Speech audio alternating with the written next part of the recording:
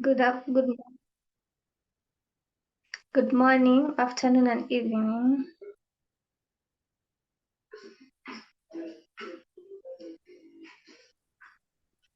Good morning, afternoon. Good morning, afternoon, and evening to our valued audience and speakers. Welcome to the highly anticipated YALDA webinar. This year marks the 25th anniversary of the UN designation of November 25th of the International Day for the Eliminations of Violence against Women and Girls. The campaign, which runs from 25th November to 10th December, was launched in 1991 at the inaugural Women's Global Leadership Institute in 1991 in memorial for the Mirabel sisters who were brutally murdered in the day 1960. The 2024 theme, Towards Belgium, Unite to End Violence Against Women and Girls, emphasizes the urgent need to accelerate global efforts to eliminate violence and uphold the promises of the 1995 Belgian Declaration and the platform for action. My name is Shalina Dhiambo. Joining you today, I'm YALDA's Financial Director. It's a pleasure to moderate today's session. So as we start, I would like to go through the etiquette. When you enter the webinar, make sure you are on mute. Remain on mute throughout the roundtable. Ensure your camera is off. We need to respect everyone's else data consumption, as data is expensive in Africa. Type your questions or comments in the chat box. Only place your name and country code. Those whose questions or comments are selected will be asked to unmute and speak. If you are asked to speak, you must introduce yourself by name and country only. Please and then repeat the question or comment you typed in the chat box. Thank you. So, starting on our introduction, in solidarity with the UN Secretarial General's UNiTE by 2030 initiative, in solidarity with the UN Secretarial UNiTE by 2030 initiative, the Youth Alliance for Leadership and Development in Africa, YALDA, reaffirms the commitment to empowering African youth to lead the fight against violence. We call on governments, organizations, and individuals to amplify survivors, voice strength, protective laws, and ensure access to resources and support for every woman and girls. We recognize Malaika Remedios from USA and Olorato Ramokhua from Botswana, the authors of the webinar concept note. So let me start by introducing our speakers. First, we'll introduce Dr. Donald Kaume, a clinical facilitator for medical response to GBV, Stop GBV Now project in Zambia. Next, we go on to Dikelendi Maubelo, speaker, a philanthropist and entrepreneur in South Africa. Then we go to Ivy Murugi, a counseling psychologist, team-led healing invisible wounds from Kenya. Then we go to Marcia Demolo, a nurse in Nigeria. Next, we go to Miriam Genene Teshome, GBV led for Africa, IFC, and World Bank Group from Ethiopia. And lastly, it's our Madam Nohalanla Makola, community and social activist and GBV ambassador from South Africa. Thank you. So as we start our session, I will kindly like to introduce our first question, which will go to all the speakers. So the question is, this year's theme centers around uniting to end gender-based violence and giving no excuse. In your experience, Why have you, as Africans, failed to unite and end gender-based violence? What are typical excuses in our communities that prevent us from addressing the root cause of violence against women and girls? Starting with our response is Dikeledi Maobelo. Kindly, you can turn on your video and unmute yourself. Kindly maintain 3 minutes as you respond to the question. Dikeledi, you may go on. Good evening, leaders. My name is Dikeledi Maobelo. Yes, you got it right. Yeah, I'm a speaker, I'm a philanthropist. I have a beautiful organization that works with schools and students from disadvantaged communities here in South Africa. We are also are engaging in other African countries. I'm also an entrepreneur in my respective space. I am almost a graduate of community development. So yeah, you can call me community developer. Regarding the question, I think we can talk about how Africa is failing to unite in order to fight GBV. Because somebody who's in Kenya is also suffering the same issue as I am in South Africa when it comes to that. Somebody in Ethiopia, in Somalia, is the same thing. But then we as countries individually are not united. People in Nigeria are not united as Nigerians. South Africans are not united as South African. Kenyans are not united as Kenyans. How do you expect, if you don't have your house in order, how can you say we can work as a community while our houses are not in order, right? And another thing is, we as parents fail to raise a boy child. A boy child in African communities or African families are not raised. A boy child is told you are a man at a very young age. They tend to raise themselves, they tend to motivate themselves, they tend to teach themselves things, how to be a man, how to be strong. And after teaching them how to become a man in a very wrong way, infused with anger and negligent, they will feel neglected because families focus on a girl child. Don't come home after 7. You must cook around 4. Don't wear short stuff. Don't do this, don't drink, don't do this, don't do. But a boy child is being ignored. When they're trying to get closer to their parents, they'll be called names. Why are you too sissy? Do you get what I mean? So we need to raise a boy child, because after raising themselves, we call them trash. Who raised the trash should be the question that we ask ourselves. Who raised this trash? There's nobody who came here violent. There's nobody who came here a prostitute. There's nobody who came here depressed. We as parents are producing those kind of children who are angry. And when they're angry to their parents or to their mothers, they can't beat their mothers. Obviously, they're going to abuse the next female who's closer to them. Who's that? The girlfriend, the wife, a girl child. Do you get what I mean? They feel superior. They feel angry towards women because they were not raised at home. They were ignored. Thank you. Hey, thank you so much, Dikeledi, for your response. And we will continue taking note that Africa should take lead in educating both males and females on their roles. Thank you very much for your response. We should all have equal roles as we educate both our females and our males. Thank you so much. Going on to our next speaker, Dr. Donald, kindly respond. You can kindly use your video and unmute yourself, and kindly maintain to 3 minutes as you respond to your question. Thank you. Thank you very much, Elaine, and thank you very much. Thank you so much, YALDA, for giving me this opportunity to speak about GBV, one of the things that I'm passionate about. Well, I'm a medical doctor from Ministry of Health Zambia. I'm also involved in the GBV response, especially towards the medical response towards the survival of GBV.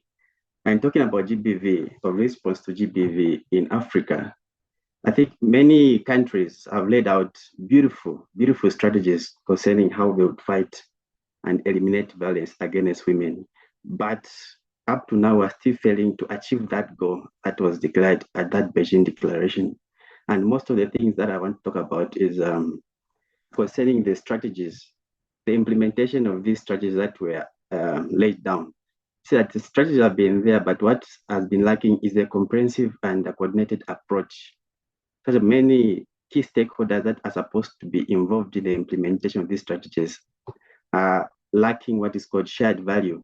So having fragmented efforts towards the fight against GBV, and most leaders still up to now do not see GBV as a global health problem. So there's still that lack of acceptance to seeing this as a huge problem that can impact economy as well as development of all the nations. And as a result, this has led to weak structures that are poorly coordinated and that lack effective implementation to some of these strategies that have been laid down.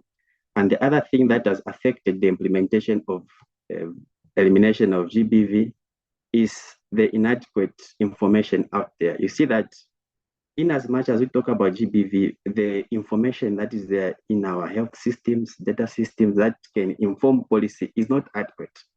So meaning we still don't have cases that have been recorded that can inform policies so those policies can be implemented.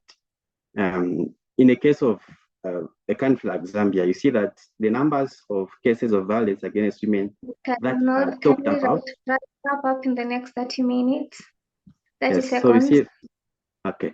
So you see that we are lacking coordinated information systems that can affect or that can help us in the implementation of these strategies. Thank you so much. Thank you so much for your response, Dr. Donald.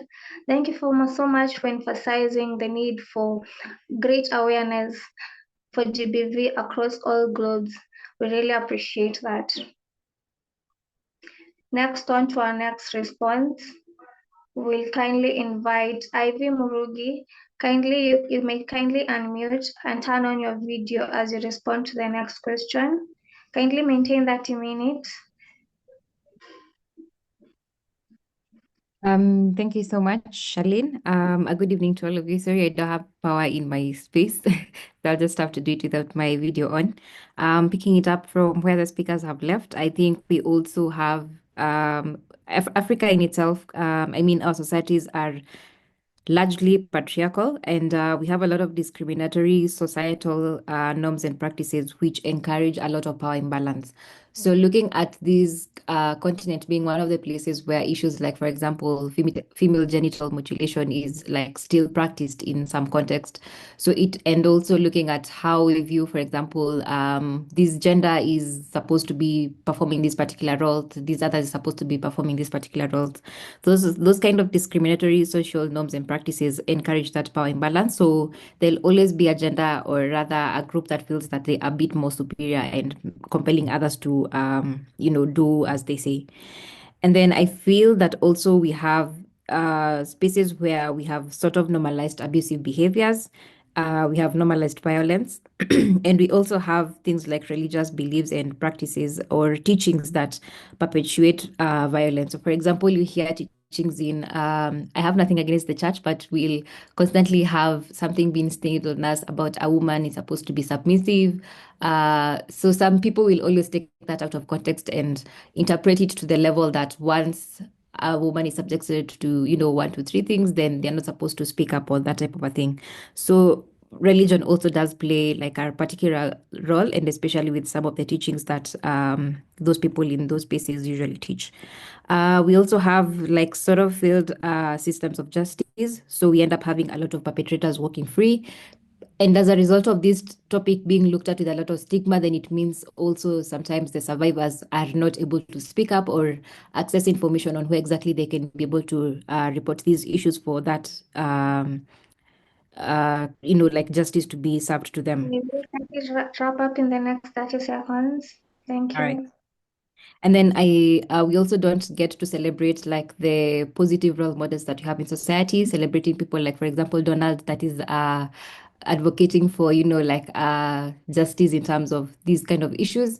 We'll be quick to promote people that are, for example, encouraging conversations on toxic masculinity. And when we see people like Donald in the SRHR space, we are quickly going to point fingers and asking, like, for example, why are they engaging themselves in topics that do not concern their gender? So I feel this and a couple of more, even from the chats that people are sharing, encourage all of these. Thank you so much, Ivy. And it's correct. Most of our religions believe they don't take hold on the importance of GBV. And I think the society is not well educated on the importance of it. Thank you so much. Going on to our next speaker, I will kindly like to introduce Mercy Ademolo. Mercy Ademolo, you can kindly unmute yourself and turn on your video. Kindly maintain 30 minutes. 30 minutes as you respond to the question. Thank you.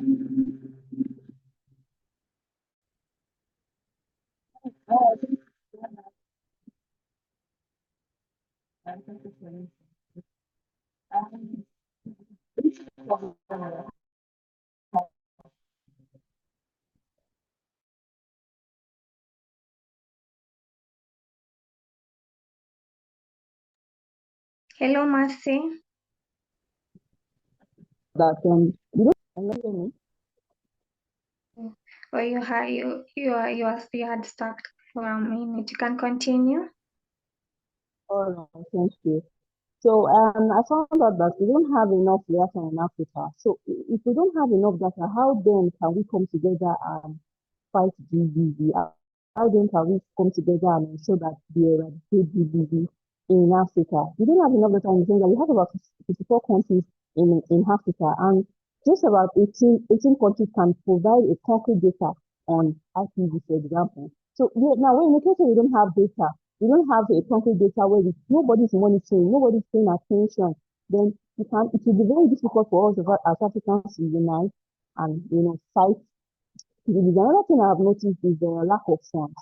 Imagine that the UN Women, out of the percent of money that was given or that was provided to fight GBV or to attack this pandemic called GBV, 0.2% of the funds that were provided was used.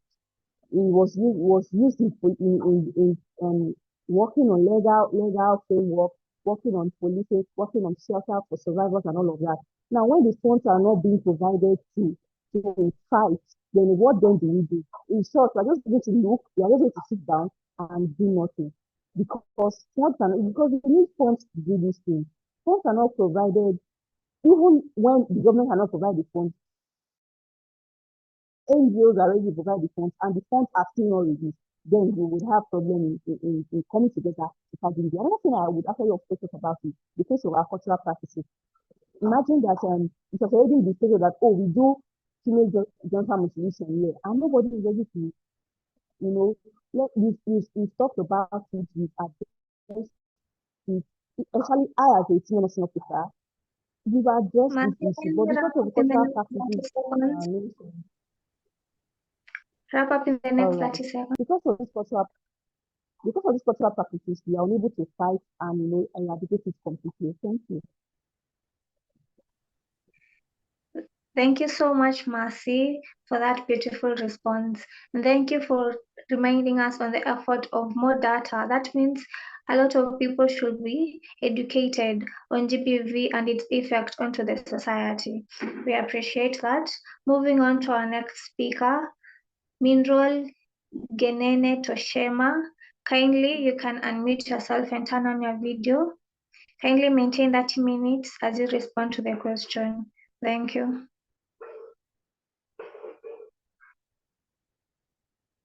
Hello, Miron.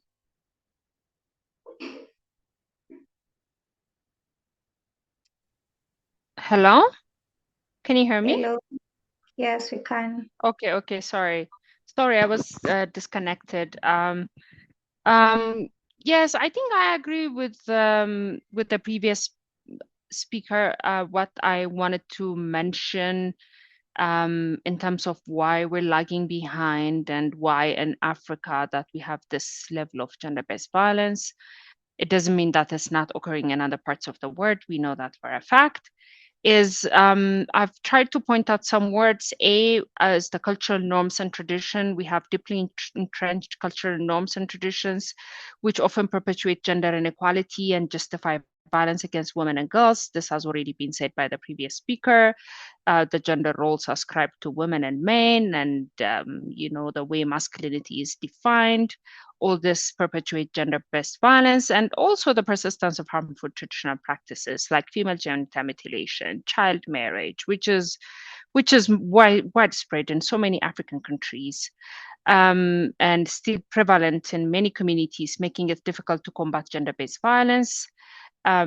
This happens a lot where I came from in Ethiopia, in West and Central Africa, and in so many parts of African countries. Harmful practices such as child marriage, FGM, are prevalent. So we need to tackle this, and contributes a lot for gender-based violence, which is also part of it. And I think also the lack of awareness and education. Many communities lack awareness about the rights of women, and the harmful effects of gender-based violence, victim blaming, the way instead of taking responsibility, we always put victim as responsible. Sorry? Only wrap up in the next 30 seconds. Okay, so, and the other one is weak legal frameworks and enforcement, which has already been stated. Impunity and inadequate legal frameworks and poor enforcement of existing laws is also a very big challenge. And I think one thing I wanted to also add here is conflict and lack of rule of law. Conflict zones and fragile states in Africa are many, which also heightened levels of GBV due to the breakdowns of social structure and the rule of law. It's very much regressing. The gains made in many parts of Africa. We are witnessing conflicts and the rapid increase of conflict-related sexual violence. So, in a nutshell, to effectively unite and end gender-based violence, it's crucial we address all these challenges and excuses head-on, and effort must include comprehensive education, robust legal frameworks, economic empowerment for women, and cultural transformation. Okay. Thank you.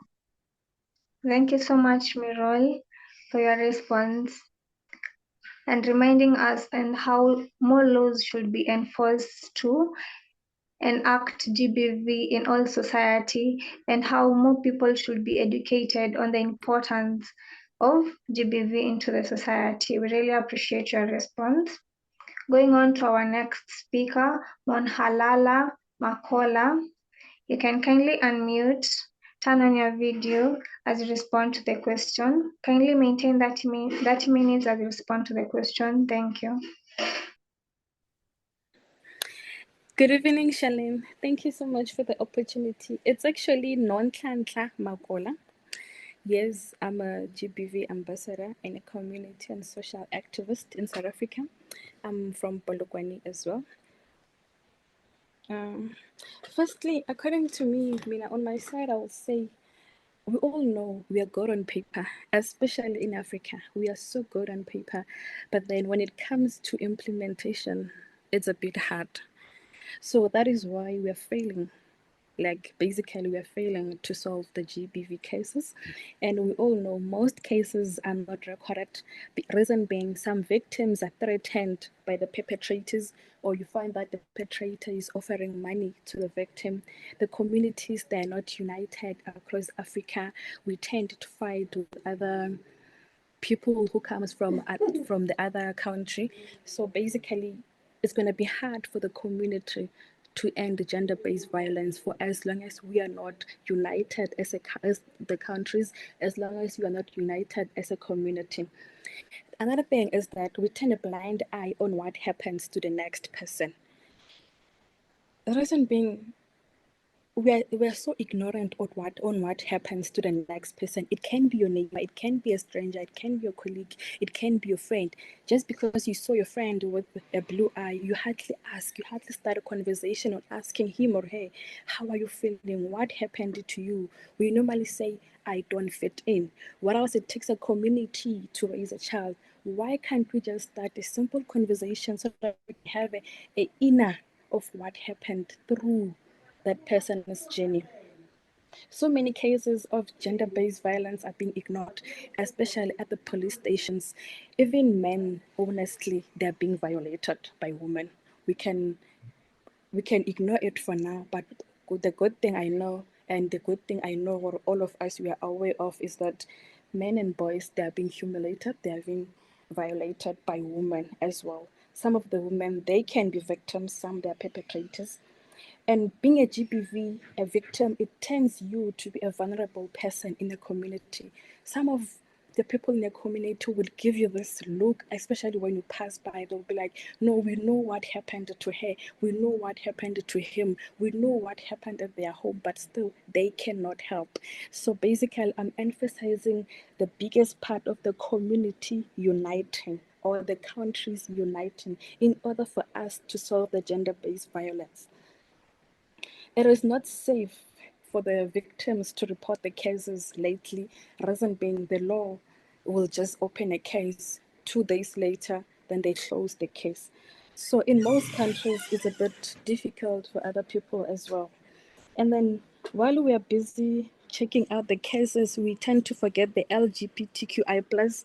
They are honestly suffering, and we exclude them mostly in the communities. Mostly they're the ones suffering the most more than others. Reason being, we are not accepting them. I don't know why we're failing to accept them. They will be like, no, you're a woman. You were born a woman. You can't be a man. Like, as in like feminism. So it's going to be difficult for us to solve the gender-based violence for as long as we are not united as a country or united as the communities. We need to educate ourselves of the causes of the violence. We need to also be critical and questioning. We mustn't turn a blind eye on some of the things that are happening on the next person, because it's the only way we can be able to help them. We must also develop an action plan and stop blaming the victims, because sometimes we're like, oh, the victim is the one who were busy. 30 seconds. Thank you. Mostly we blame the victim, and then we tend to ignore the victims. We'll be like, no, you are the one who is following the man. That is why the man ended up killing you or raping you. Another thing we need to emphasize and make sure we put to teach women to learn to stand on their own. We need to teach women to be independent as well. They mustn't depend on men. For as long as you depend on a man, you will forever be stuck in that gender-based violence situation that you're in, or case. Thank you so much. Thank you so much, Makola, for that lovely response. And I really appreciate the fact that you say that declaration is one thing, but enforcement is another. We need to be our brothers' keepers in the fight against GBV. Thank you so much. We appreciate that. So moving on to the second part of our questions, I will direct each question to a specific speaker, and we will start by Ivy Murugi. Your question goes as, what mental health challenges do survivors of violence face, and what resources are essential to the recovery? What are the most effective counseling approaches for helping survivors of violence and resilience and religion confidence? How can communities be educated to recognize and address the psychological impact of violence against women, for both survivors and their families? Ivy Murigi, you can kindly unmute yourself and turn on your video as you respond to the question. Kindly maintain 5 minutes. Thank you, Ivy. Thank you, Charlene. Good evening once again. I hope I'll be able to cover all those questions in the 5 minutes allocated, but I'll try. So in terms of the mental health challenges that survivors of violence are usually exposed to, you can imagine any normal human being is already exposed to a couple of stressors or mental health challenges in their daily lives. So a survivor that is already experiencing these normal everyday stressors and then has on top of it all to deal with violence as an addition is definitely going to be exposed to a bit more of these mental health challenges, with a chance that they will exacerbate or even sort of increase if they're not handled early enough. So the challenges usually manifest as a result of things like, for example, being gaslighted, being emotionally manipulated, receiving threats, and it could also go all the way into the physical violence and all those other aspects. So part of what they might be exposed to, we have trauma with the possibility of it becoming advanced. The individual might experience constant flashbacks and nightmares, recalling, for example, the verbal statements that have been put on them, the physical violence that has been placed on them. And this makes it very difficult for them to engage in their normal day-to-day activities. Some of them will get into substance use, and it mostly starts as a way of them trying to numb the emotional pain that they have. You want to be able to forget this particular, situation and numb that emotional pain. But because your body gets addicted to that wanting to run away, then there's that risk of you becoming dependent on the drug. And it means that you're going to have a challenge maintaining your normal relationships, your job, and even your normal day functioning. There's an aspect of self-harm, and this usually takes two forms. It could be that the person is trying to find a temporary distraction to cope with the intense emotional pain that they're feeling. Like the emotional pain is too much, they're looking for an outlet or a way to be able to let it all out. Or they could be seeking a physical sensation so that they sort of get in touch with reality because they are emotionally numb. Like somebody has been exposed to so much to an extent where they are numb to pain. They don't cry, they don't react to, for example, things that are being said to them. So they just want to inflict some physical pain so that they feel that they are in touch with that reality.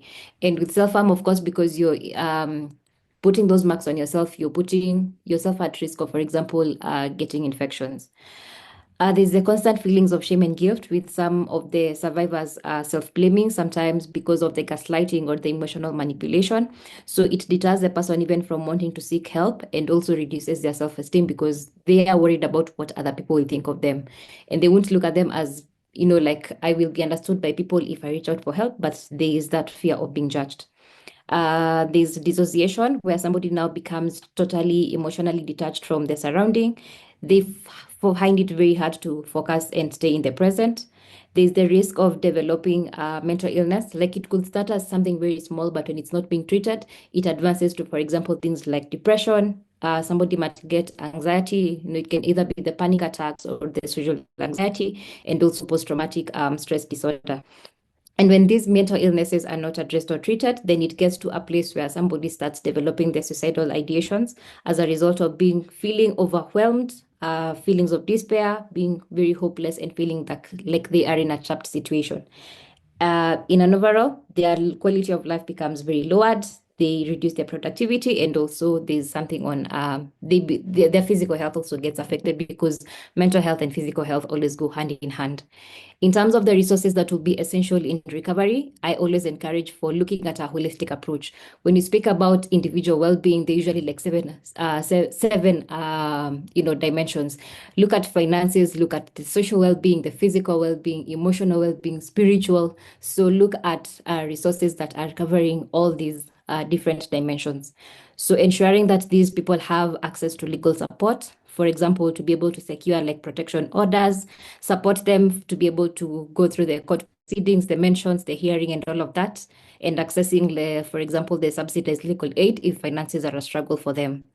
Ensuring that they become economically empowered, because as somebody had said, they might find the need to still want to stay in the abusive relationship because they're looking at these other counterpart as being a provider. But being able to economically empower them makes sure that they regain their autonomy, they're able to rebuild their lives, they have financial literacy skills to be able to save the little that they come and multiply whatever little that they also have. Ensuring that they access medical care as well to be able to address any physical injuries that they have, and also sexual reproductive health services. If, for example, somebody has been exposed to situations like rape. Then there's the aspect of the spiritual well-being, so ensuring that we also have this faith-based support, and especially those that relate to spirituality. So ensuring that they have those support groups or spaces where they can be able to find that support. And then there's the aspect of, for example, also getting the professional help in terms of like therapy. So this could be individual therapy to ensure that they are able to process their trauma and those experiences in a space where they feel safe and not judged, for them to develop their self-awareness, to be able to discover versions of themselves that could have gotten lost in the case of being manipulated or gaslit, validating their feelings, and also learning coping mechanisms that are essential for them to release their emotions. So it could be, for example, things like journaling or also meditating. And then they can develop skills like there's something we call, when you're dealing with issues to do with gender-based violence in your field. Seconds. Okay. So there's something we call gray rocking, which is a behavioral strategy that helps you to manage your interactions with someone who's manipulative or abusive. So you make yourself so uninteresting or responsive to any emotional engagement. And this comes with, for example, situations where people have to speak because, for example, they have children that they have to raise together or that type of a thing. And with counseling, the person is able to develop a safety action plan. For example, if they feel like they want to harm themselves, what are the alternatives? Who can they be able to call? Or when they're in danger, what are the spaces they can be able to run to? There's an aspect of group therapy, bringing them together in a space where they can speak and learn from each other and feel supported and also not judged. And also the crisis response services to ensure that they're accessing immediate assistance to be able to stabilize situations. We can talk about things like availing gender-based violence hotlines and also call centers and also those survivor shelters.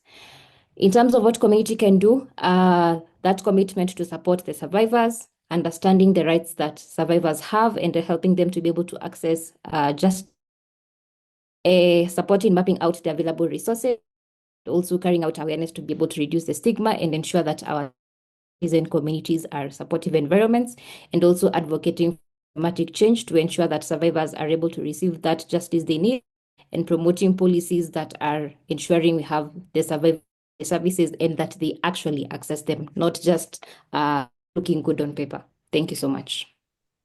Thank you so much, Ivy, for that lovely response. Thank you for the emphasis that GBV causes a lot of unproductivity in young people, and we are losing them. We should create a safety place where they can run to in case of GBV affecting them. Thank you so much. Our next question is directed to Mercy Mademola. So the question is,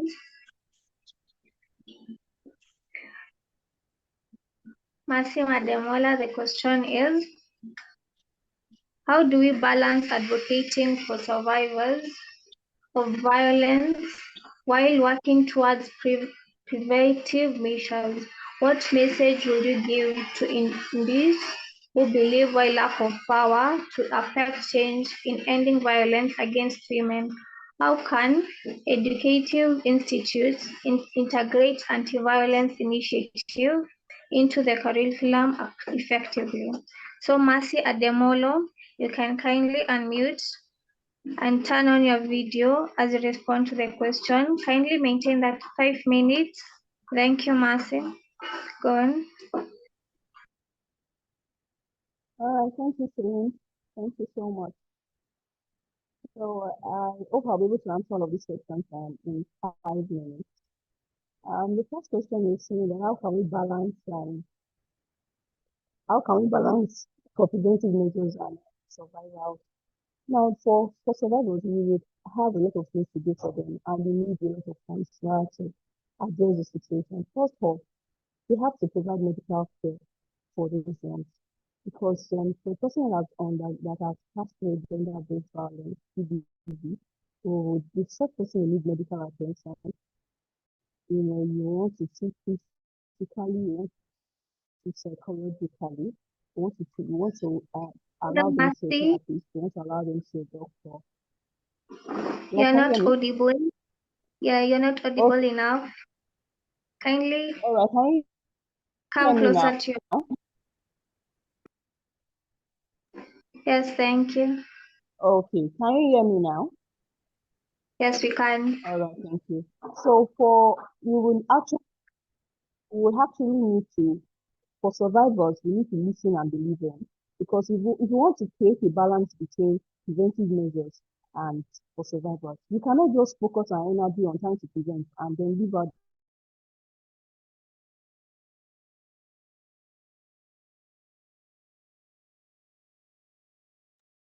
Hello, Mercy.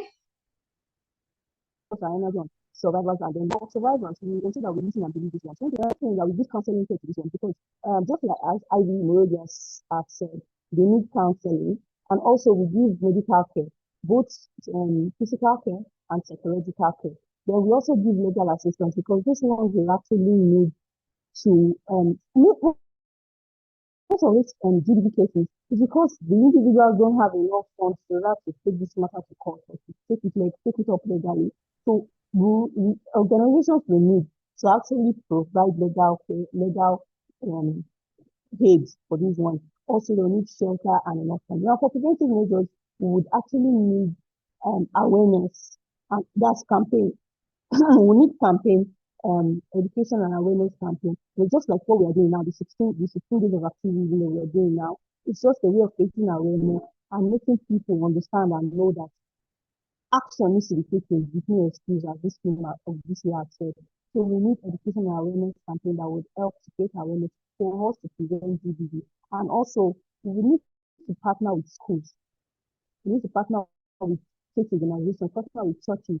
We need to partner because now when we partner with schools, we're able to give this information to the young ones here before both those in secondary school, in primary school, and also in the university. So they will need to actually start creating awareness through school and through faith organizations. I remember one of our speakers mentioning something about many women believing that they need to be submissive because they've been told in church that they need to be submissive to their husbands, and then even while they are being beaten up, they don't want to speak out. Now we need to partner with faith organizations to ensure to let them know that now when the Bible says that you should be submissive, does not necessarily mean that when you're even being beaten, you should not open your mouth and speak or talk or report immediately.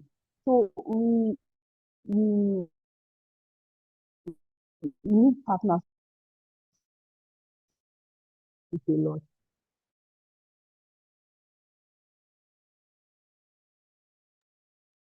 Hello, Mercy.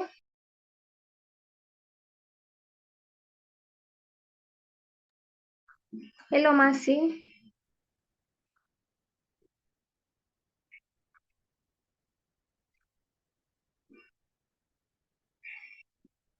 Hello, Mercy.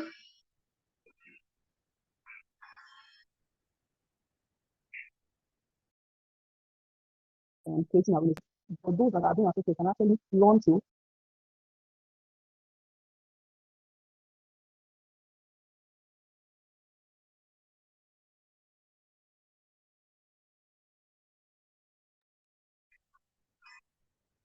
We are sorry for that. It's if we have lost Mercy due to network issues. sorry, So, can you hear me now? yes, Mercy, we had lost you. Your network is not stable. Can you hear me now? Sorry about the breaking translation. Yes, we can hear you now. Okay, I'm sorry. Or is it because I'm using because I'm not audible enough? All right, so let me continue. So I was mentioning about audited accountable. So that will be addressed. How can we incorporate it into schools? Now we first have to train the teachers that want to train the students. They have to understand what they're going to teach the students. And also they incorporate these courses, subjects like consent, healthy relationships, GBV. They are incorporated into the curriculum, especially for secondary school and primary school students. Of course, they're going to teach them according to their ages. But at the end of the day, they are actually going to incorporate these subjects into their curriculum, such as social studies, history and all of that. They incorporate these topics and then teach the students. Also, they can actually enhance their awareness by ensuring there's something we call extracurricular activity. We can allow them have role play. We can allow them, just that we are aware, or we know that these children are aware of what is going on. So we need to incorporate into the curriculum. And the third question that was asked was talking about people that don't have the power. They think they don't have the power to address GBV. Because I want you to also understand that your voice matters. Every single one of us, our voice matters. So there's nobody that does not have power to address the situation. We all have to put our voices. Also, one of the things I will actually also say is you need to volunteer. All these small organizations that are coming together to eradicate or fight GBV, you need to volunteer. Put your voice Masi, in can it. you wrap up in the next 30 seconds? All right, thank you. Put your voice, volunteer, be part of this movement, be part of this organizations that are ready to eradicate. So with this, you'll be able to, be part of eradicating GBV. Then our social media pages are going to do a lot of things. If you think that you don't have the voice, your social media page, your WhatsApp status, your Instagram story, your post, LinkedIn, and all social media pages are enough for you to put your voice in part of people that are eradicating GBV, and you also support survivors. And lastly, you can start small. Through the conversations that we have every day-to-day conversations with our colleagues at work, in church, at home. When you have these discussions with others, you have these conversations, you are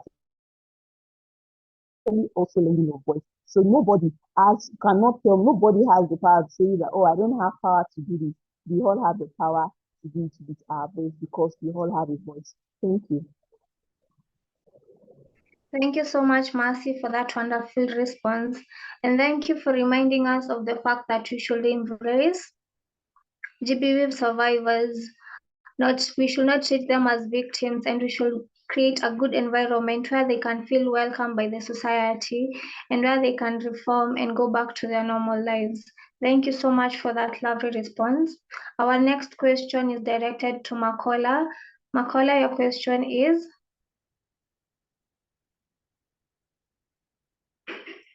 in your opinion, what role do men and boys play in creating a safer world for women, and how can they be engaged effectively? How can young people be mobilized to change harmful cultural norms that perpetuate violence against women? What role do the media and entertainment industry play in perpetuating or dismantling harmful gender stereotypes? So Makola, you can kindly unmute, turn on your video as you respond to the question. Kindly maintain 5 minutes. Thank you, Makola.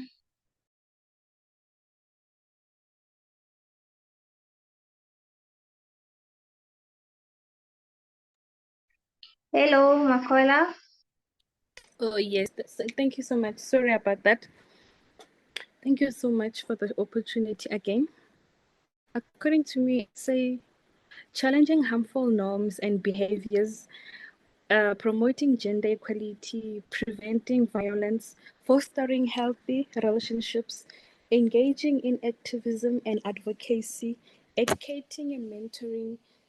We should also go to leading by example. Fathers need to lead by example as well, collaborating with women and girls and empowering them. Men and boys can make a significant impact by embracing those roles and responsibility, ultimately, and contributing to a safer, more equitable world for women and girls. Best part is men can be agents of change by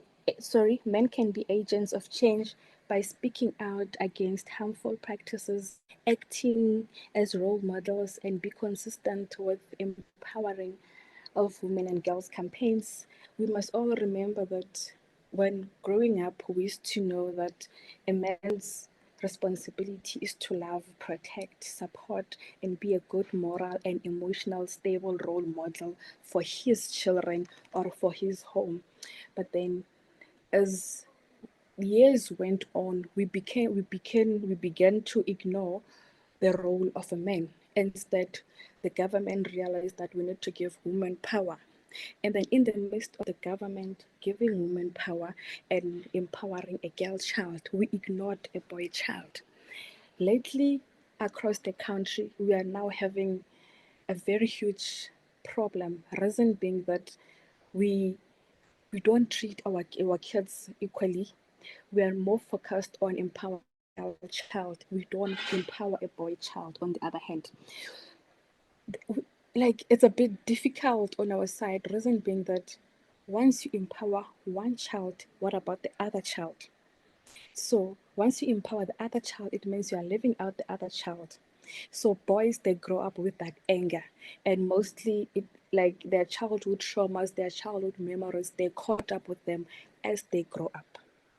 And then I know we all feel like we are being sidelined. Imagine wherever you go, girl child this, girl child that. What about the boy child? So if we can at least balance the equation, when someone is saying uplifting a girl child, can the other person say uplifting a boy child?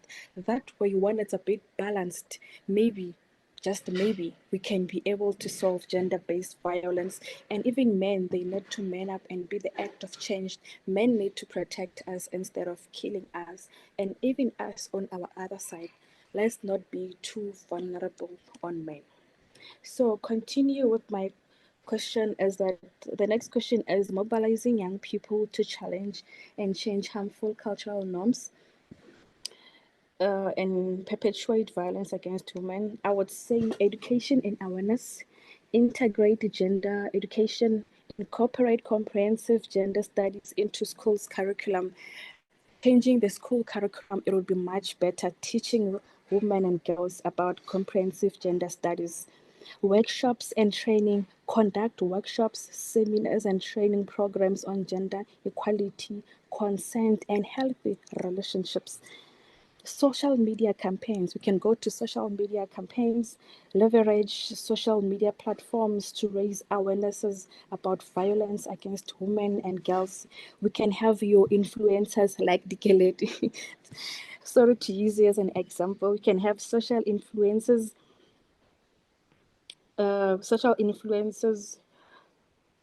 to leverage social media platforms to raise awarenesses about violence and women. Social influencers, they will also engage to partners with social media and other influencers on TikTok, your Facebook, your Instagram, your WhatsApp, your LinkedIn as well, to promote positive messages of support for both women and girls. Engagement and empowerment, women-led, youth-led initiatives, support youth-led organizations and initiatives focused on gender equality. Peer education, train young people to educate their peers about harmful norms as well. We can have mentorship programs, pairing young people with positive role models. And in terms of us choosing role models, we would make sure that maybe, just maybe 80% of the role models will be having there, it will be men. Maybe in that way, it will help other boys and other girls to just uplift themselves. We would also have community engagement. Community engagement will also be possible if we are united as a community, encouraging participation in community events, protest, advocacy, campaign, protest. I'm speaking about a peaceful protest, a protest that doesn't have a lot of risk as well.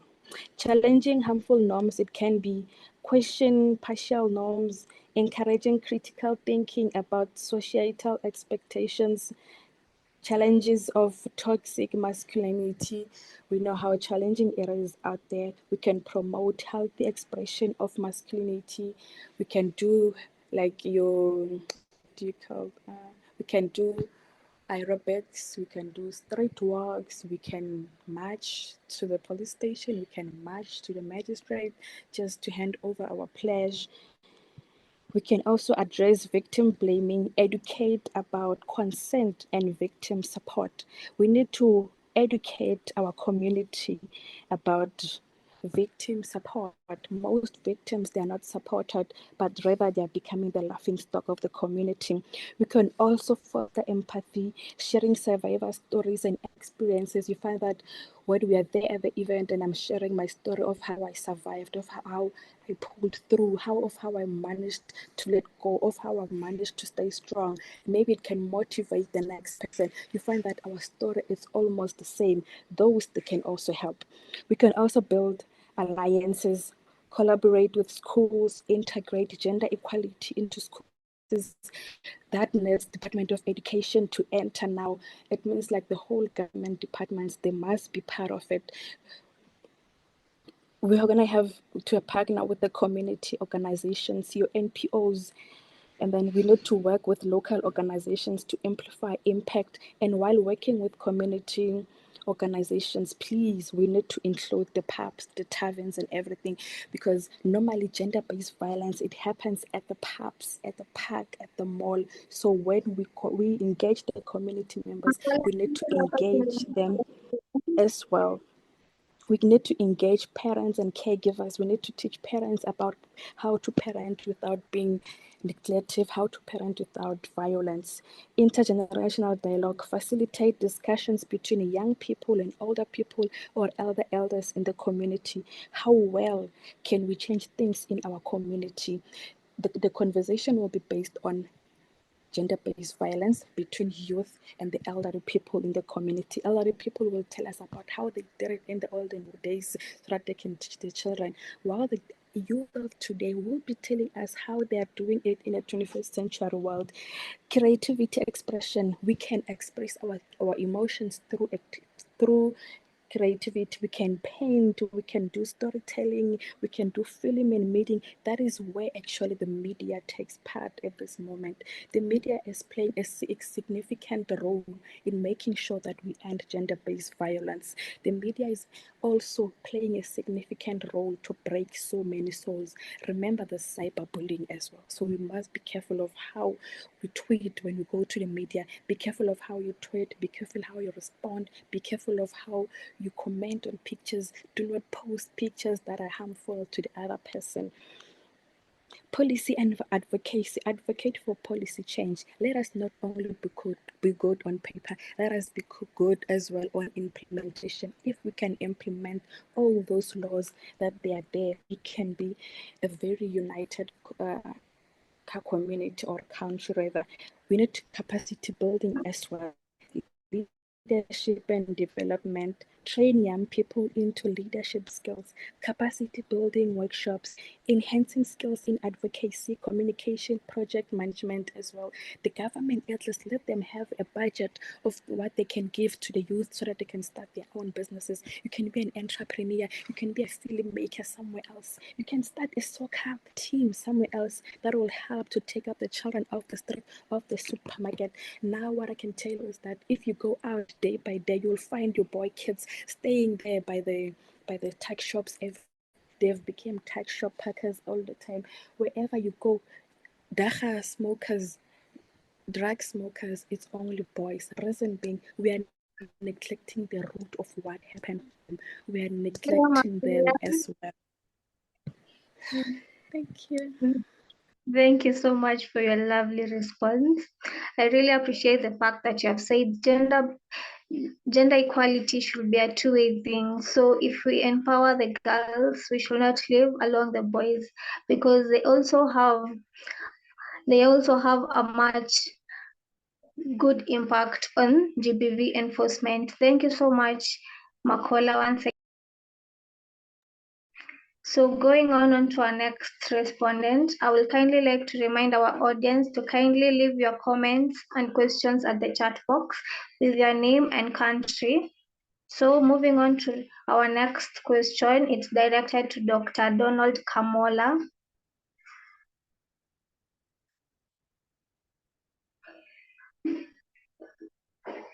So Dr. Donald Kamola, the question is, what challenges do healthcare system face in identifying and supporting survivors of violence, and how can medical professionals be better trained to respond?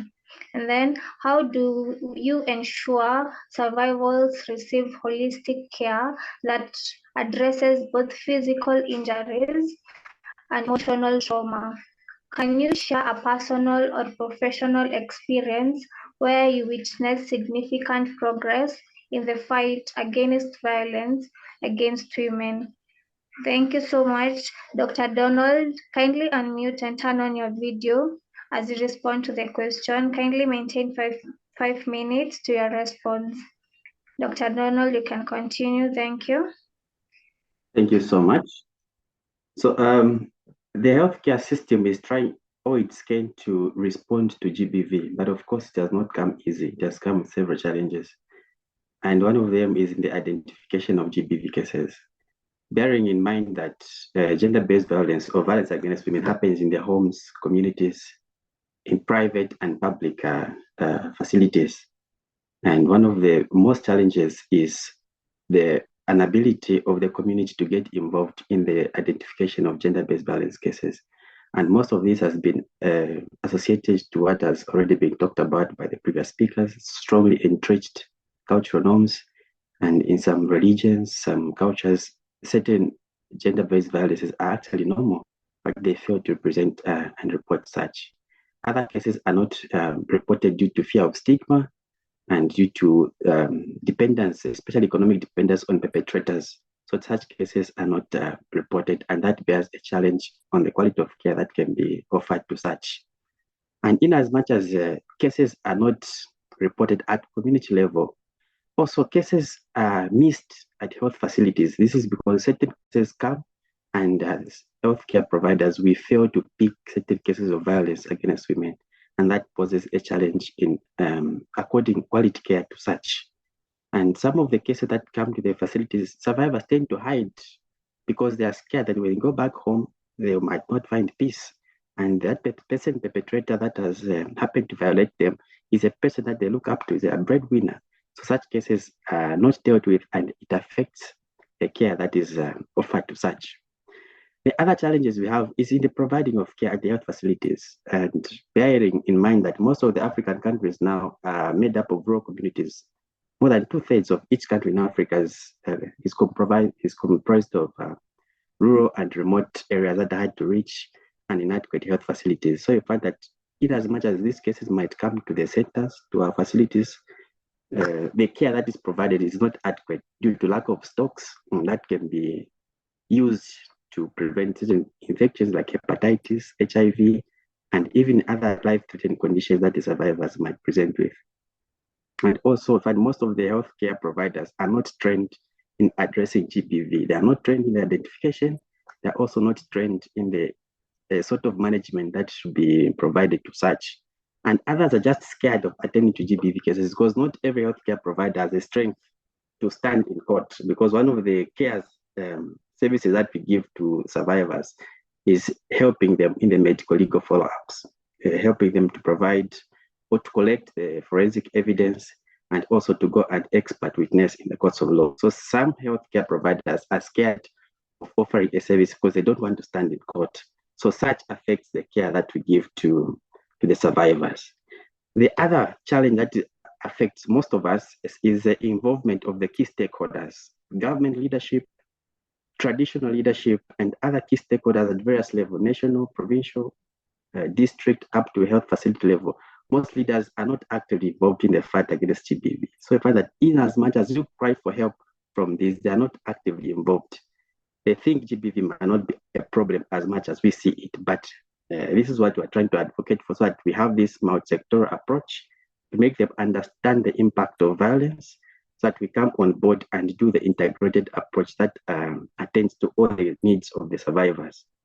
So one of the things we're doing to make sure all the medical practitioners, all the healthcare providers are fully equipped in attending to survivors of violence, we are rolling out trainings. We have started a lot of campaigns and a lot of trainings to offer mentorship and capacity building to healthcare providers.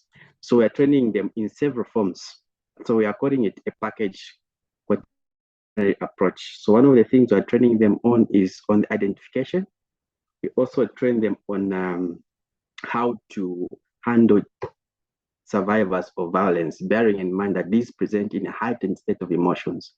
So we are teaching them on how to examine them, how to do the interviews, how to offer support in terms of psychological, medical, physical, and any other support that they present with. And we are also teaching them to offer this called survivor-centered care. So we are teaching them to have this etiquette of not causing further harm and non-biased. The next question. Yes. So that is how we are offering this care to the survivors.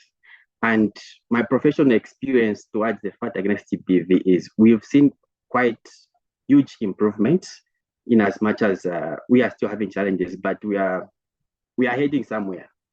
We have started rolling out what are called the GBV or anti-GBV subcommittees, where we are involving the communities, the traditional leadership, and other district key stakeholders, the municipalities, so that we make a team that will ensure that the survivors are receiving holistic sort of care, and we are also having a smooth referral system so that when the survivor needs support in terms of social services, there's that smooth transition. When the survivor needs safety, because safety is also a key of one of the most important things that we're providing to these people that come to our facilities.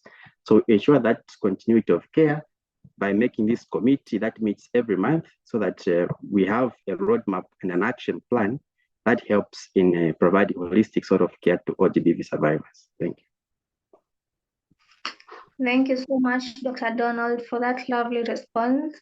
And I really appreciate the fact that you have said a lot of this violence occur from people close to us or our family members. And a lot of the time, it's so hard for us to know where to face. So we should educate people from our family members and have a nice environment so that we might know where to turn to in case of such abuses around us. Thank you so much. We appreciate that. Moving on to our next question that is directed to Dikiledi Mobelo.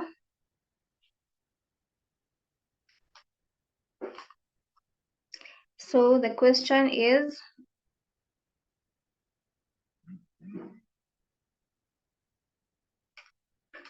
as a speaker in your advocacy efforts, how do you ensure your message resonates with diverse audience, including those resistant to change?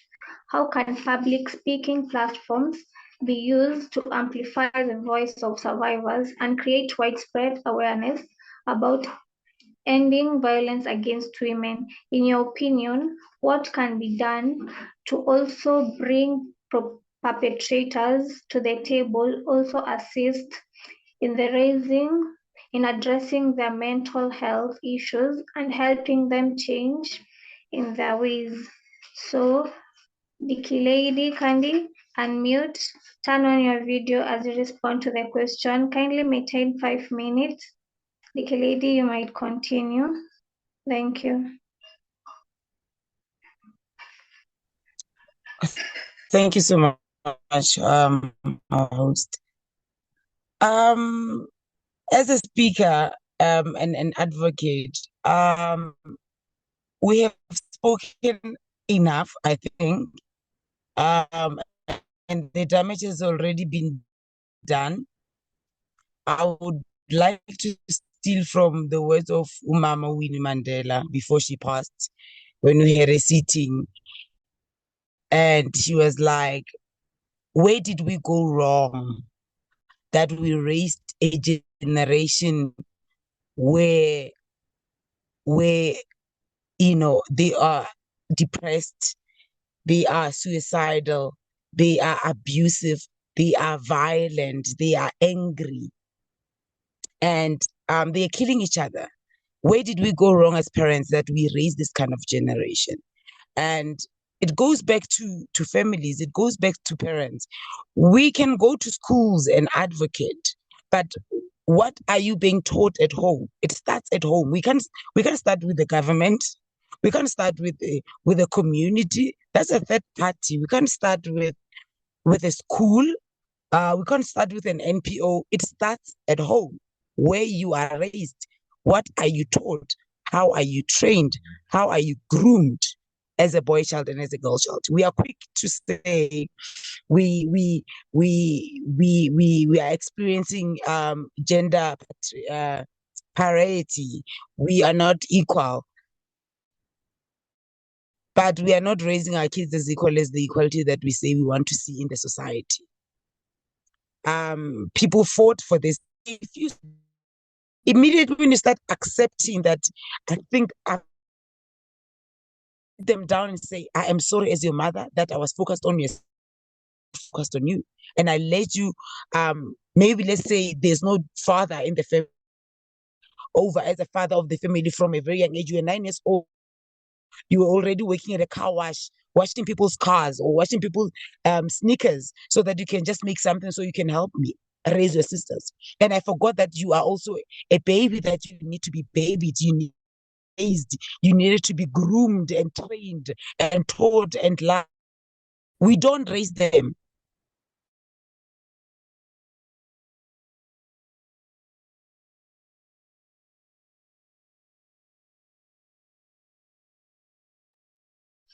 Hello, Mobelo.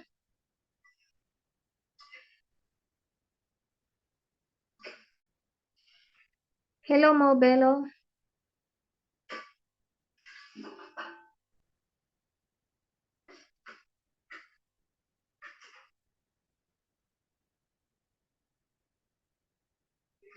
Hello, Dicky Lady.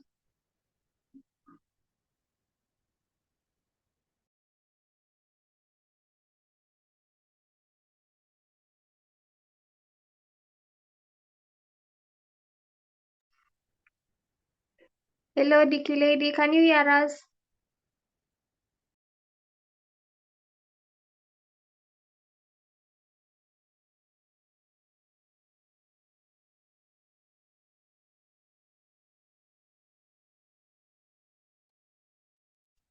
So it seems that we have lost our speaker, Dicky Lady, but I love the fact that she has said that a lot of our society does not embrace this GBV, the fight for gender equality. All this violence starts from within us, so we should be more educated. So we can kindly just move on to our next speaker. So our next question is addressed to Miron Jinene Choma. So the question goes as, how can corporate society responsibility initiatives address gender-based violence, both within workplace and in broader society? How can businesses integrate anti-violence initiatives into their corporate social responsibility programs to drive change? What economic models or partnerships have been seen that empower women economically, thereby reducing their vulnerability to violence? Kindly, Miron, you can kindly unmute yourself and turn on your video as you respond to the question. Kindly maintain 5 minutes. You can go on. Thank you.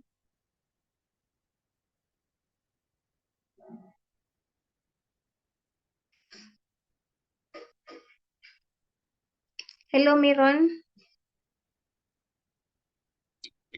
Sorry, I got kicked Hi, can you out. hear I don't me? know what happened. Okay, can I proceed and you'll But come you can back? hear me Because now. No, it's DK Lady. I got kicked out. Yes, Can you the hear me? lady. Yes, we can hear you. Okay. Kindly, you can let Mineral respond with her question, and then we will get back to you to finish with your response. thank Okay. Hello, you. Dikeli. Noted. Thank you, Yes, Shalini. Mineral, can you go Okay. on? Okay, thanks. Thanks so much. I've noted your question.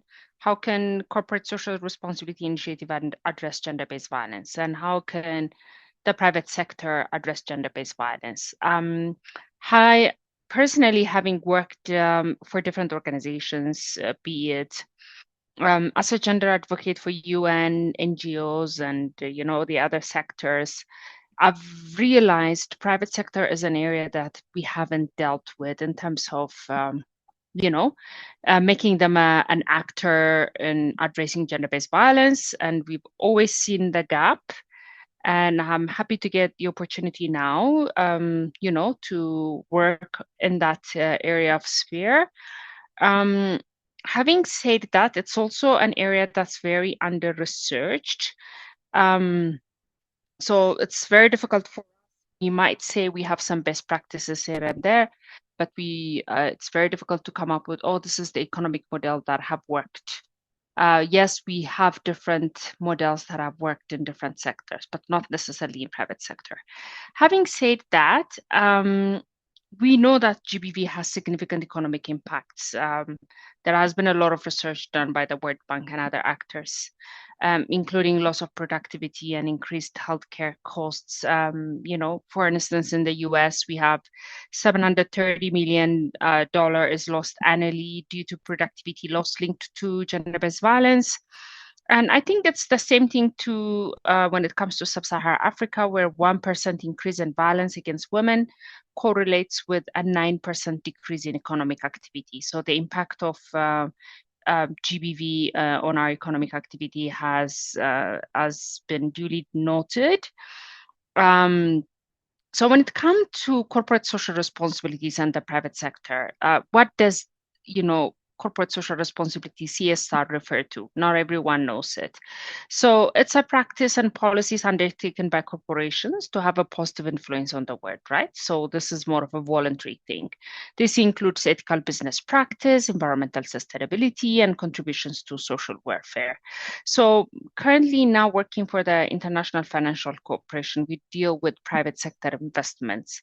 So how do we make sure that we promote equal opportunities, as well as prevention of gender-based violence?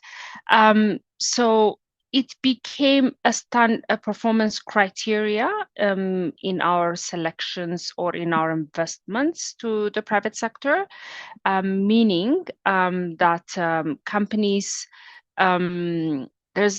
given that there's a recognition that companies can foster safer work environments by implementing policies and practices that address GBV. This is exactly what we're promoting now. So how do we integrate anti-violence initiative into corporate social responsibility programs? I think it is through policy development and training. And from experience, this is also what I've seen.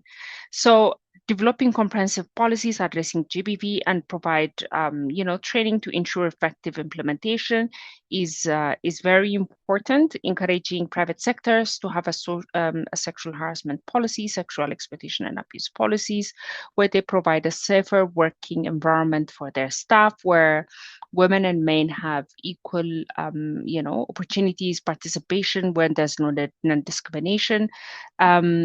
Then you will notice that there's an increase in productivity. So there is clearly a business case for investing in gender-based violence. So, for investing on gender equality and the increase, in companies' return. So the other thing, apart from policy development and training, is also help them develop their grievance mechanisms. It's important that companies' grievance mechanisms also have a specific sexual harassment component, where a clear reporting mechanism is outlined and where a survivor-centered approach is also utilized. It's also equally important to do partnership with local organizations, because not all these private sectors know and have the capacity.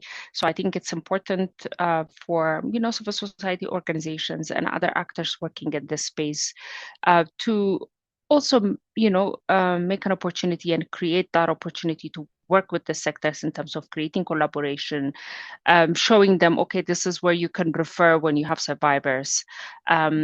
So linkages in terms of with the services available is important, when we advocate, and in case we come up with survivors in this areas.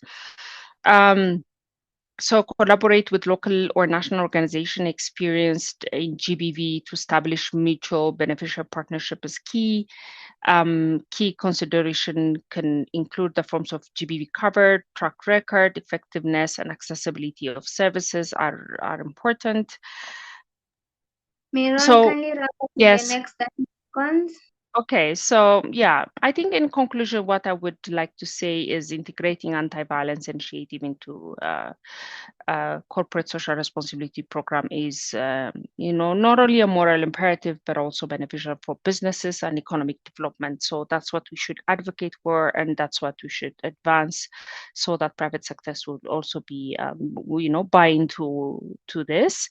And by fostering safer and inclusive workplace and supporting broader social change, businesses can play a pivotal role in addressing GBV and empower women. Thank you. Thank you so much, Miral, for your wonderful response. And we take note of the fact that our workplaces should enforce policies where both females and males, they feel safe and they have a good environment where they can feel safe and work in a safe environment. Thank you so much for that lovely response. We can go back to Dick Lady. If you're still on, Dick Lady, you can come up and wrap up on your response. Hello, Dick Lady, are you still on? Okay, it seems that we have lost her again. We can just continue. Moving on to the next part of our session, I would like to advise our audience to kindly place their comments and questions into the chat box. Kindly stay mute until you're selected to speak. So I will select questions that we have, and our first question is from Lisa. Lisa from South Africa. Are you still on? You can kindly unmute and ask your question.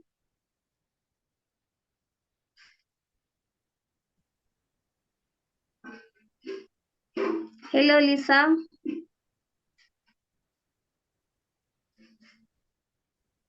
Okay, I'm here. I don't know what's wrong. I get kicked out almost every second. Oh, we are sorry, Dikelady, for that. Hello, can you hear me? Yes, we can. Hello? Hello. We can hear you, Dikelady. Can you hear me? Yes.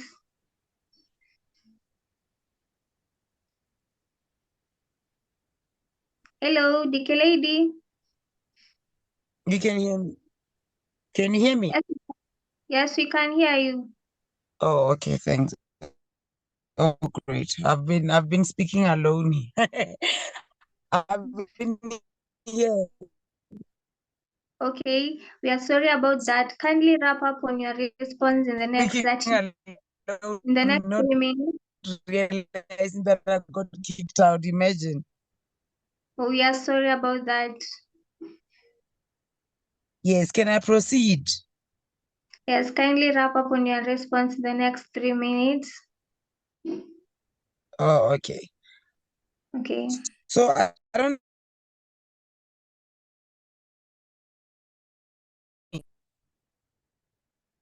Okay. Okay.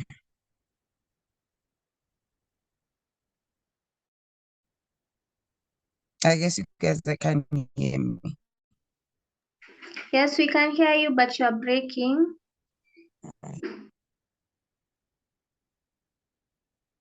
Hello, DK lady.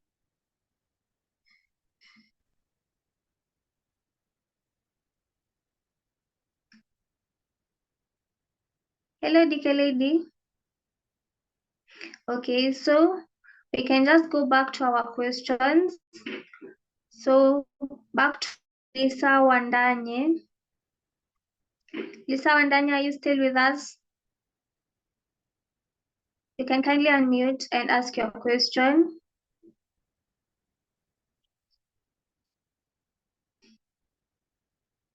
Hello, Lisa.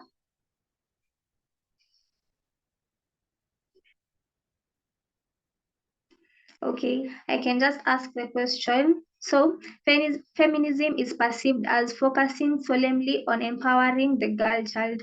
Is there no room for feminism to also address the struggles of the boy child? And if so, how can these two efforts work together? So kindly, I will ask Ivy to kindly respond to that question. Ivy, you can unmute and respond to that question. Thank you, Charlene. So I say that there's space for allowing the kind of feminism that advocates for both the boy and the girl child. And part of the problem that we currently have, I think I was sharing before, is that we tend to run to turn these to gender wars at some points. And instead of using, for example, social media platforms like, for example, X to advance conversations where we can be able to champion for equity and equality, like in both measures, we now want to make it like some sort of a gender war where this team wants to look like they have like precedence or strength over the other. So I believe that when feminism is done in the right way, we can be able to ensure that collaboration. Again, when you're looking at issues to do with violence, whether it is gender-based violence or any other form of violence, there'll always be that holistic approach that is required. So it's not just about feminists advocating for the rights of girls, it's including the male counterparts in this particular fight and these conversations, because we cannot do this on our own. We are looking at these males being still the people that sit, for example, in places of power. They're the people that are able to push for these reforms. When you're speaking about advocacy, when you're doing policy work, they're still the same people that we will find on this other side. So when you turn it into some sort of agenda war, then it means that we are not like a united front. We have something that is dividing us. So I believe there's feminism that is able to make sure that we are advocating strongly for the rights of the girl child or women, as you're speaking about violence against women and all of that, but also to give space to ensure that our boys, our men are also getting empowered to be able to deal with females that are already empowered. So it's not, let's not turn it, if we stop looking at it as a gender war, I'm sure there's so much we can be able to achieve and do at the same time. Okay, thank you so much, Ivy, for that lovely response. I will kindly pick the next question. So the next question, it's from Zam Nikito. So Zam Nikito is asking to Ramoabi Steves, how do you measure the strength of both the girls and the boys? And then the next question also is, is from Lidwaba. Lidwaba is asking, how can we create safe and supportive spaces for survivors of gender-based violence to share their stories and access resources? So I will kindly ask Dr. Donald to respond to the first question.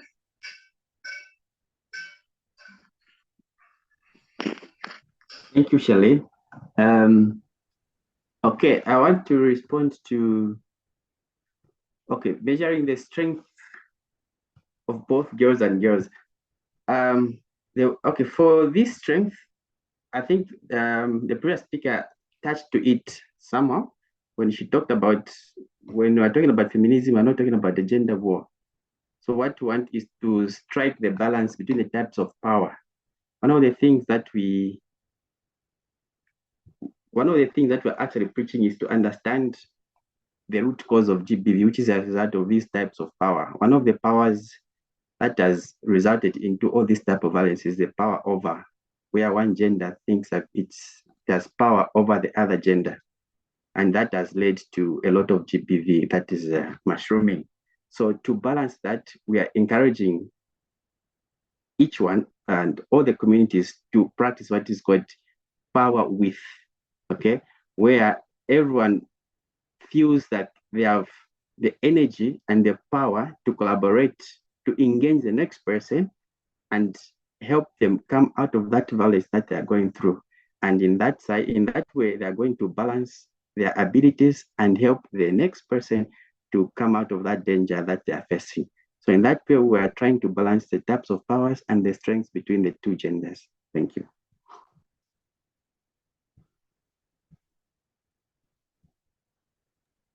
Thank you so much, Donald, for that response. Okay. Kindly, Miron, kindly respond to the next question.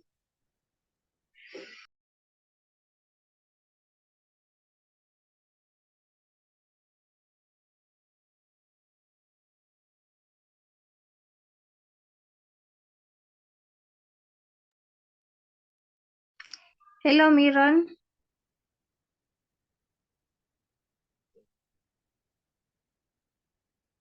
So if Miron is not yet with us, I will kindly invite Makola to respond to the question.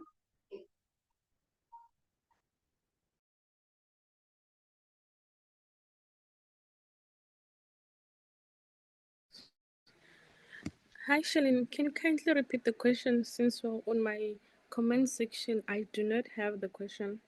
Thank you.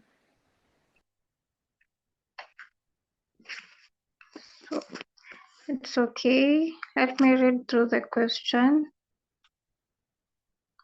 So they had asked, how can we create safe and supportive spaces for survivors of gender-based violence to share their stories and access resources?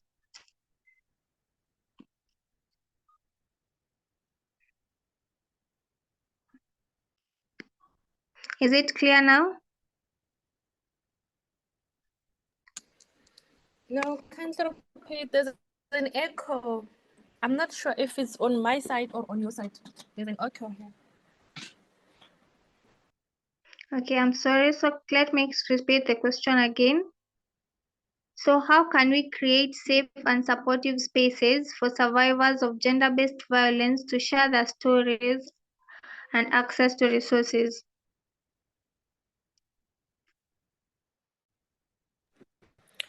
Okay.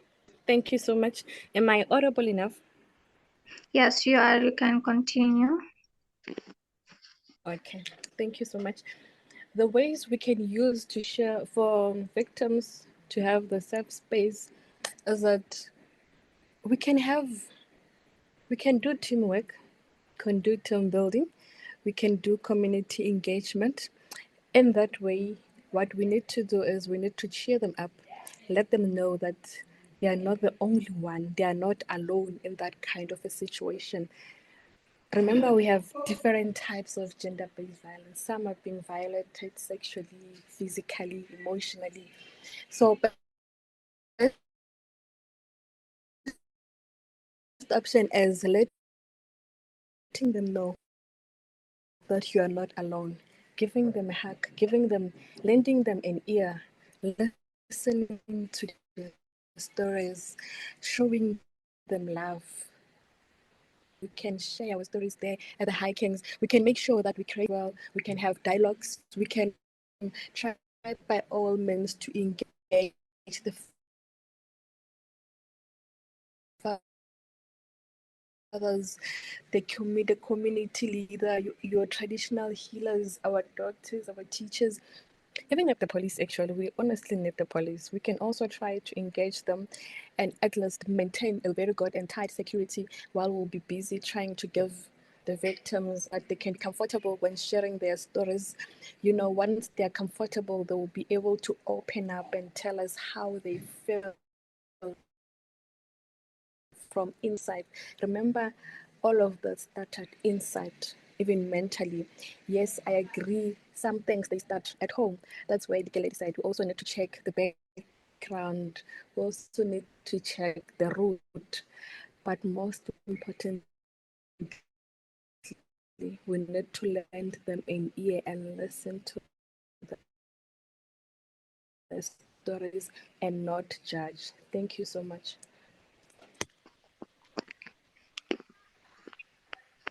Thank you so much, Makwala, for that lovely response. So I hope the audience they're satisfied with the answers. I will kindly like to take one last review from Zam Nikotwal. Kindly unmute and ask your question. Our audience, Zam.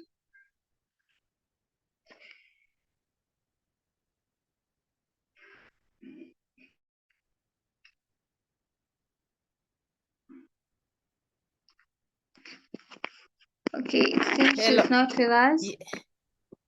Can you hear me? Okay, yes. Yeah, thank you so much for Yes, this we can. opportunity. My question is addressed to Dr. Donald. When he talked about the power and like, what about the power within? How does it influence GBV? Then another question is addressed to Makola. How do you deal with those that open up, like the survivors? They open up and then after writing the stories, they tell you, please don't publish. And yet our role as journalists, we are the voice for the voiceless. We have to write these stories so that the society can know what's happening. Maybe in return, the numbers of GBV can decline. I don't know, but that's my issue. Thank you. Thank you so much, Sam, for that question. So we'll start by Dr. Donald to respond to the first part, and then Makola to finish on the second part. Thank you. Kindly maintain 1 minute as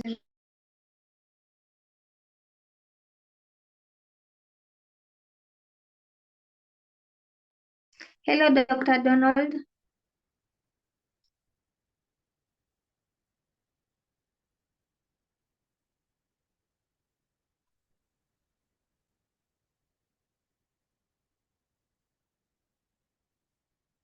Hello, Dr. Donald. Okay, Mercy, kindly respond to the next part of the question. All right, so please can you repeat the question? My network is breaking. Okay, Sam, you can kindly unmute and repeat your question to Mercy.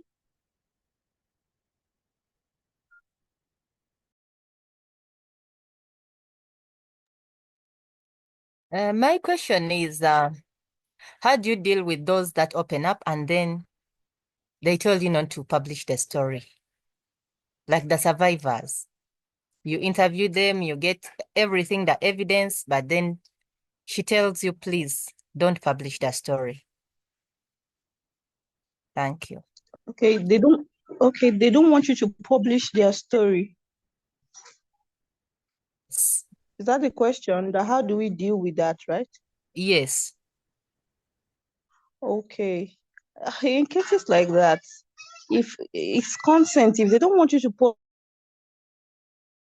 publish their story, then so be it. I mean, in a case where they are not wanting for the stories to be published, you can actually first ask them, can it be published anonymously? Like, okay, you're not putting their name, their face, or their country, and what have you. You're not putting that. You could first ask them if that is allowed, that you're not putting their name, you're not putting their country and all of that. If they agree to it, that's okay. But if they're saying they still don't want to, even after you're saying you're not going to put their name, it's going to be done anonymously, then why not? Then there's no need to publish it. All we just need the information is that we can add it to our database. That's you can send such information, send it to the necessary quarter, the organization that needs the data, and that's all. But if they don't want that story to be published, I think we should be fine with it and respect it. Okay, thank you so much. Thank you so much, Mercy, for that lovely response. I thank you so much for your engagement, and thank you so much for your engagement, and thank you so much for the speakers for your lovely response. So on our closing remarks, we also urge all participants to follow YALDA in our social media and register for for our mailing list for the latest news on Africa development and employment in scholarship opportunities and inspiring Africa for youth stories. Yes, you can scan the QR code and subscribe to our channels.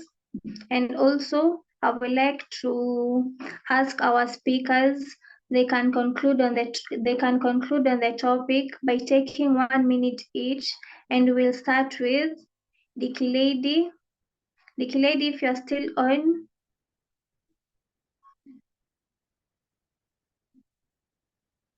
She's not yet on. We can ask Donald to kindly wrap up. 1 minute to conclude on the topic. Very much, Shelly. What I can say is thank you very much, Yalda, for bringing this up. I know we are in the GBV period, the 16 days of activism against gender-based violence, and it goes for everyone. And the message I want to emphasize on again, it is on the importance of the multi-sectoral approach. The fight against GBV is not the fight of an individual, it's not the fight of a single country, and it's not only the fight for Africa, but it goes for everyone. And the unit for this fight starts with the family, the community, all the health sectors in the district, the province, and the country at large.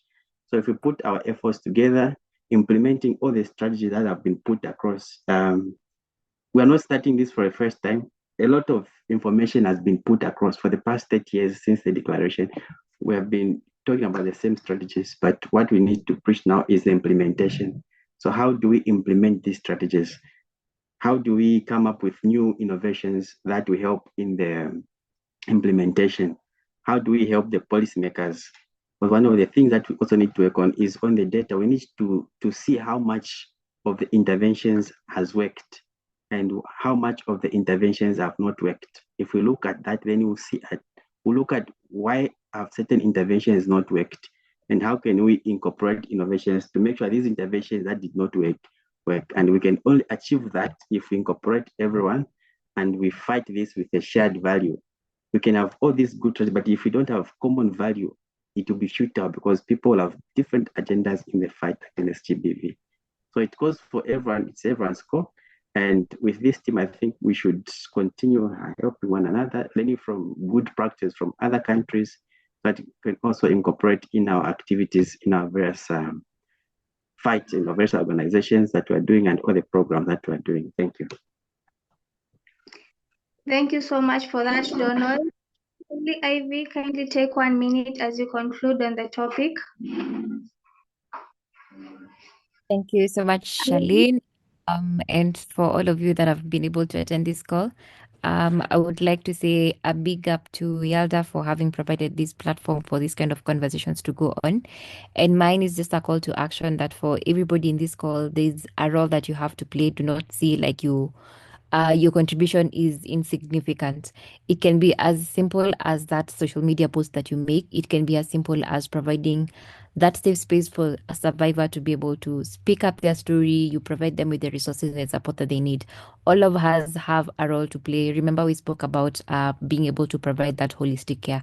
So don't look at your contribution as small. It's all a contribution and it's definitely going to be able to make a difference.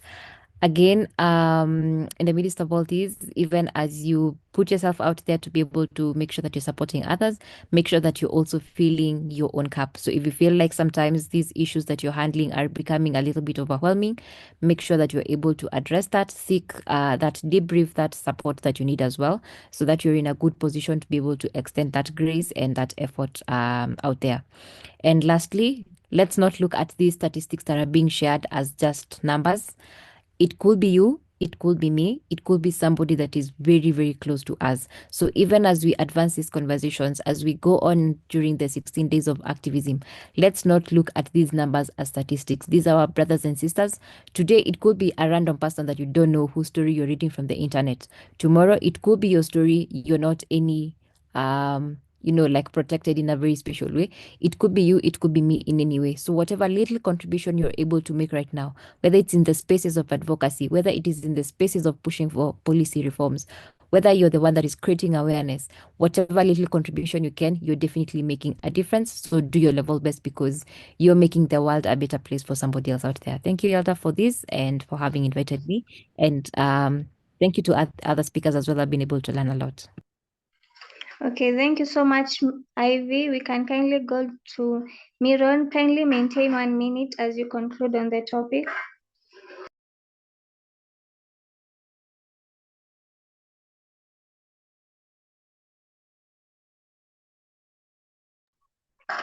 Hello, Miron. Okay, seeing that she is not in, we can kindly wrap up our session as we conclude on our topic. Together, we can create a future where violence is unthinkable and equality is not just an aspiration, but a reality. Have an impactful 16 days of activism against gender-based violence. Thank you so all for joining us, and you can now leave your session at your own will. Thank you so much for your participation, and thank you so much for the speakers.